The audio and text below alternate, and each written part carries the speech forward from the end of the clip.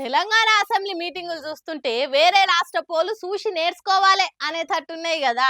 నిన్న తెల్లారంగా 3:30 దాకా అసెంబ్లీ మీటింగ్లు నడిచినాయి. ప్రతిపక్ష లీడర్లు సమస్యల మీద గలమెత్తిండ్రు. దానికి తగ్గట్టు అధికార పార్టీ మంత్రులు కూడా ఓపికగా జవాబులు చెప్పిండ్రు.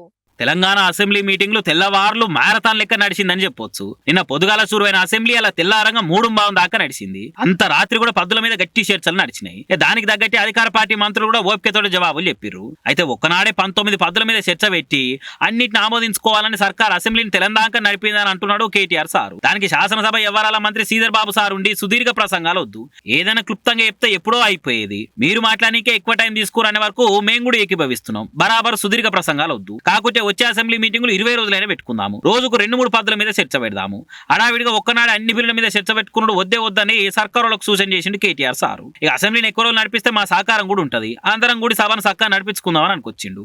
మర్యాద ఇచ్చిపుచ్చుకున్నట్టే గిట్లు ఉంటది. కానీ కొన్ని రాష్ట్రాల అసెంబ్లీ మీటింగ్లు ఉంటాయి అమ్మా, అవి ఇక బాయికాడ్ నీళ్ల పంచాయతీ కంటే ఘోరం ఉంటాయి. నీళ్ళు వస్తలేవని పోగాలంటే నువ్వు 3 పెళ్లిలు ఎందుకు చేసుకున్నావని ఇంకొకరు అంటారు, రోడ్లు లేవని పోగాలంటే నీకు గుప్త రోగాలు ఉన్నాయట కదా అని ఇంకొకరు తిట్టిపోసుకుంటారు. రేపు జనాలు ఎట్లా బతకాలని అడిగితే రేపు చేస్తారా, అంత దమ్ముందా మీకు అని అడిగే లేడీ లీడర్లు కూడా ఉన్నారు. అసొంటోళ్ళంతా తెలంగాణ అసెంబ్లీ మీటింగ్లను చూసి నేర్చుకోవాలని అంటున్నారు. ఇంత మంచి అసెంబ్లీలో చర్చలు జరగడం చూసిన వాళ్ళు.